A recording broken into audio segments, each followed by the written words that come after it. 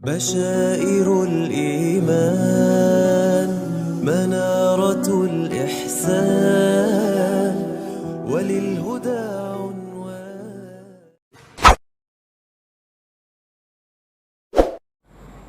Pada pertemuan kita pada malam hari ini, kita insya Allah akan memulai dengan penjelasan tentang keutamaan dan urgensi ilmu tauhid. Ilmu tauhid ini disebut juga ilmu aqidah, disebut juga ilmu kalam, disebut juga ilmu usul. Kenapa disebut ilmu tauhid? Karena kajian yang paling utama di dalam ilmu ini adalah tentang keesaan Allah Subhanahu wa ta'ala. Kenapa disebut ilmu aqidah? Ilmu aqidah karena ilmu ini membahas tentang keimanan, tentang keyakinan, apa yang wajib diyakini oleh seorang muslim. Kenapa ilmu ini disebut ilmu usul? Karena ilmu ini menjelaskan tentang pondasi Islam, pondasi agama yang berkaitan dengan keimanan kepada Allah, keimanan kepada Rasul, dan seterusnya. Kenapa disebut ilmu kalam? Ada dua pendapat di kalangan para ulama kenapa ilmu ini disebut ilmu kalam. Kenapa ilmu ini disebut ilmu kalam? Pendapat yang pertama mengatakan bahwa ilmu ini disebut ilmu kalam karena saking banyaknya pertentangan di antara kelompok-kelompok yang semuanya mengaku Islam, di antara golongan-golongan yang semuanya menisbatkan diri mereka kepada Islam, saking banyaknya pembicaraan, saking banyaknya pertentangan antar kelompok, kemudian ilmu yang membahas tentang apa yang mereka pertentangkan itu kemudian disebut sebagai ilmu al-kalam. Pendapat yang kedua mengatakan bahwa ilmu ini disebut ilmu al-kalam karena lianna ashharul khilafat fihi mas'alatu kalamillah. Karena ashhar al-khilafat, hal yang paling populer, hal yang paling masyhur yang dipertentangkan dalam hal ini adalah masalah kalamullah, sifat kalam Allah, apakah ia qadim ataukah ia hadits. Oleh karena hal yang paling banyak dibahas di dalam ilmu kalam atau ilmu aqidah atau ilmu tauhid ini adalah tentang masalah kalamillah, tentang pembahasan terkait dengan kalamullah, sifat kalam Allah, maka kemudian ilmu ini disebut sebagai ilmu al-kalam. Hadirin hadirat yang dirahmati oleh Allah Subhanahu wa ta'ala, ilmu tauhid atau ilmu aqidah atau ilmu usul atau usuluddin atau ilmu kalam adalah ilmu yang paling mulia, ilmu yang paling utama, ilmu yang semestinya pertama kali diajarkan dan dipelajari. Para ulama mengatakan bahwa syaraful ilmi bi syarafil ma'lum. Kemuliaan sebuah ilmu itu tergantung dari kemuliaan apa yang dibahas di dalam ilmu tersebut. Di dalam ilmu tauhid, sebagaimana kita tahu bahwa yang paling banyak dibahas adalah iman kepada Allah dan iman kepada Rasulnya. Siapa yang lebih mulia daripada Allah Subhanahu wa ta'ala? Pembahasan apa yang lebih mulia dibandingkan dengan pembahasan tentang Allah Subhanahu wa ta'ala? Makhluk mana yang lebih mulia daripada Rasulullah sallallahu alaihi wasallam? Kajian tentang makhluk yang paling utama yaitu Rasulullah sallallahu alaihi wasallam juga adalah kajian yang paling mulia. Oleh karena itu, karena ilmu at-tauhid atau ilmu aqidah ini membahas tentang Allah dan Rasulnya, membahas tentang kajian yang paling mulia, pembahasan-pembahasan yang paling mulia, maka ilmu ini disebut oleh para ulama sebagai afdalul ulum, ajallul ulum, aujabul ulum, a'lal ulum, ilmu yang paling wajib untuk dipelajari, ilmu yang paling agung, ilmu yang paling utama, ilmu yang paling mulia.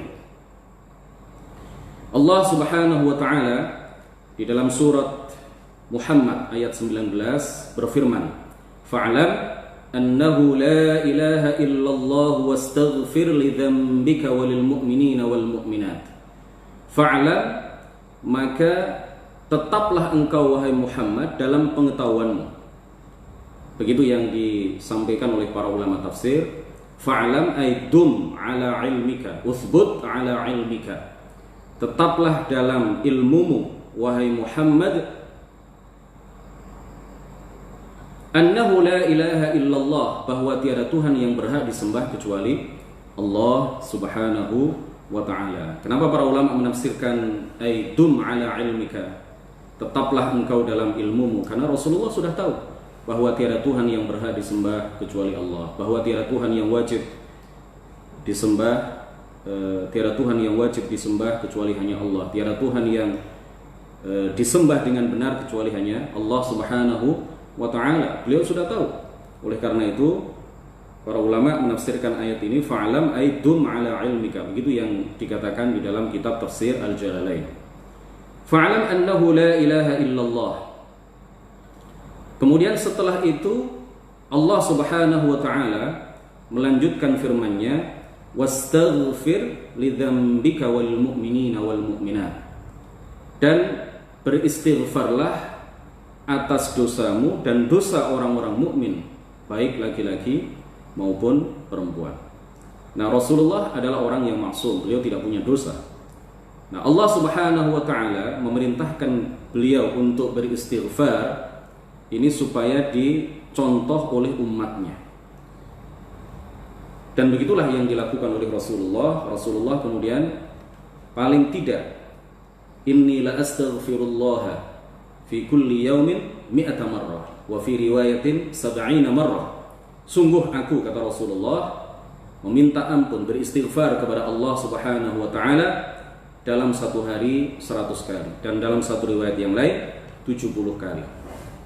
Allah subhanahu wa ta'ala memerintahkan kepada beliau untuk beristighfar bukan karena beliau adalah orang yang banyak dosa, bukan karena beliau adalah orang yang tergolong pelaku maksiat, tidak, tetapi supaya ditiru dan dicontoh serta diteladani oleh umat beliau. Nah, ayat ini, ayat 19 dalam surat Muhammad ini mengisyaratkan kepada kita bahwa ilmu tauhid ini harus lebih diprioritaskan dibandingkan dengan ilmu furu'. Dawuh Allah subhanahu wa ta'ala di dalam ayat ini, fa'lam annahu la ilaha illallah. Fa'lam annahu la ilaha illallah. Ini mengisyaratkan kepada ilmu tauhid. Sedangkan firman Allah subhanahu wa ta'ala di dalam lanjutan ayat tadi, wastaghfir lidzambika walil mu'minina wal mu'minat, ini penggalan ayat ini adalah mengisyaratkan sesuatu yang berkaitan dengan ilmu al-furu'. Allah subhanahu wa ta'ala mendahulukan firman-Nya fa'lam annahu la ilaha illallah dibandingkan dengan firman-Nya wastaghfir lidzambika walil mu'minina wal mu'minat. Ini menunjukkan keutamaan ilmu yang berkaitan dengan keimanan, yaitu ilmu tauhid atau ilmu aqidah.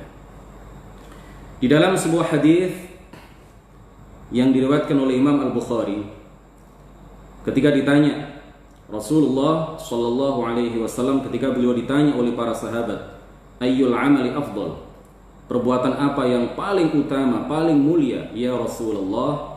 Rasulullah kemudian mengatakan imanun billahi wa rasulih, perbuatan yang paling utama secara mutlak adalah iman kepada Allah dan iman kepada Rasulullah sallallahu alaihi wasallam. Jadi perbuatan itu, hadirin sekalian, ada perbuatan-perbuatan yang sifatnya batin, ya, perbuatan-perbuatan hati, a'mal al-qalb, dan ada yang disebut al-a'mal al-zahirah, a'malul jawarih. Ada perbuatan yang dilakukan oleh hati yang disebut dengan a'malul qalb, dan ada perbuatan-perbuatan yang tampak, ada perbuatan-perbuatan yang dilakukan oleh anggota-anggota badan. Nah, dari seluruh perbuatan, baik perbuatan hati maupun perbuatan yang dilakukan oleh anggota-anggota badan kita yang tampak, di antara itu semuanya afdhalul a'mali 'alal itlaq huwa imanun billahi wa rasulih. Perbuatan yang paling utama secara mutlak adalah beriman kepada Allah dan Rasulnya. Karena dengan iman, amal kebaikan diterima. Tanpa iman, sebanyak apapun seseorang melakukan amal-amal soleh, bentuk-bentuk amal-amal kebaikan, maka semuanya tidak akan diterima oleh Allah Subhanahu wa ta'ala kalau tanpa didasari oleh iman. Nah, iman ini juga adalah pondasi dari bangunan takwa. Tanpa iman yang benar kepada Allah dan Rasul-Nya, seseorang tidak akan bisa meraih derajat takwa. Tanpa pondasi iman, maka bangunan yang bernama takwa tidak akan bisa tegak, tidak akan bisa berdiri. Hadirin, jika di dalam sebuah riwayat hadis, di dalam riwayat-riwayat tertentu disebutkan bahwa perbuatan yang paling utama adalah berbakti kepada kedua orang tua, perbuatan yang paling utama adalah jihad fi sabilillah, perbuatan yang paling utama adalah sholat pada waktunya atau sholat di awal waktu. Para ulama mengatakan bahwa perbuatan yang paling utama secara mutlak adalah iman kepada Allah dan iman kepada Rasul.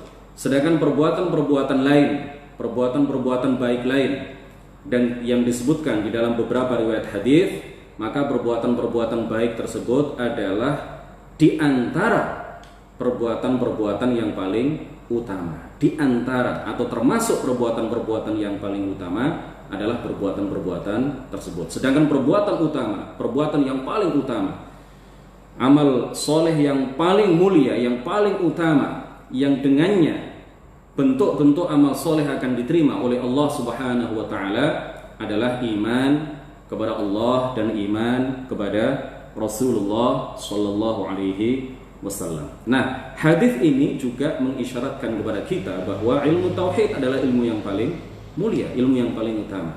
Karena seseorang tidak akan bisa beriman kepada Allah, tidak akan bisa beriman dengan benar kepada Rasulnya kecuali dengan mempelajari ilmu tauhid.